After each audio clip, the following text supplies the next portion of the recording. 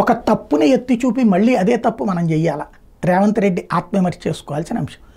కాంగ్రెస్ వాళ్ళని ధర్నాలకు పోనీయరు, ఊరేగింపులకు పోనీయరు, ర్యాలీలకు పోనీయరు, రాస్తారోకోలకు పోనీయరు, నిరసన చేయనీయరు, గృహ నిర్బంధాలు, పట్టుకుంటారు, అరెస్ట్ చేస్తారు, దాడులు జరుగుతున్నాయి, టీఆర్ఎస్ వాళ్ళు ఇదేం రాక్షస రాజ్యం అనినే కదా రేవంత్ రెడ్డి మాట్లాడింది.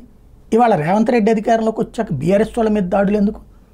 కేటీఆర్ ఏదైతే మూసీ నది పరివాహక ప్రాంత ప్రజలతో మాట్లాడాలనుకున్నారు, పోనీయండి, ఏం చెప్తాడు చెప్పనీయండి, మీరు చెప్పేది మీరు చెప్పండి, వాళ్ళని నమ్మించండి, వాళ్ళకి కావాల్సింది చేసి పెట్టండి, ఆ తర్వాత పని చేయండి.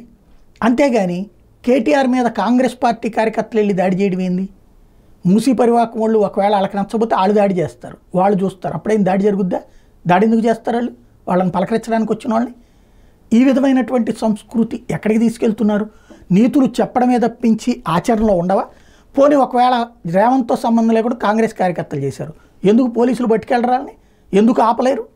ఎందుకు ఆపడే ధైర్యం చేయట్లేదు పోలీసులు? అంటే వ్యవస్థ మన చేతుల్లో ఉందా? ఇదివరకు గులాబీ పోలీసులు, ఇప్పుడు కాంగ్రెస్ పోలీసులు వచ్చారా? ఓవరాల్గా చూస్తే చివరికి కేటీఆర్ సీరియస్ వార్నింగ్ ఇచ్చుకొచ్చారు.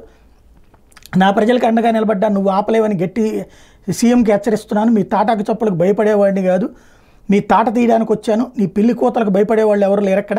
ఉద్యమాల పిడికిలు ఇది గుర్తుపెట్టుకోండి హెచ్చరికలు. బడుగు బలహీనల గొంతుల్ని మీ బుల్డోజర్లు తొక్కి పట్టలేవు. నీ గోండా రాజ్యాన్ని, నియంతృత్వ పాలన సవాల్ చేసే నా స్ఫూర్తిని నీ గోండాలు ఆపలేరు అంటూ కేటీఆర్ ఘాటైనటువంటి ఉపన్యాసం. ఒకనాడు ఎట్లయితే తనకిచ్చారో, అంటే రేవంత్ రెడ్డి కేసీఆర్ అణచివేత మీదన స్పందించాడో, ఇప్పుడు అట్లాగా రేవంత్ అణచివేత మీదన కేటీఆర్ స్పందించాల్సి వచ్చింది.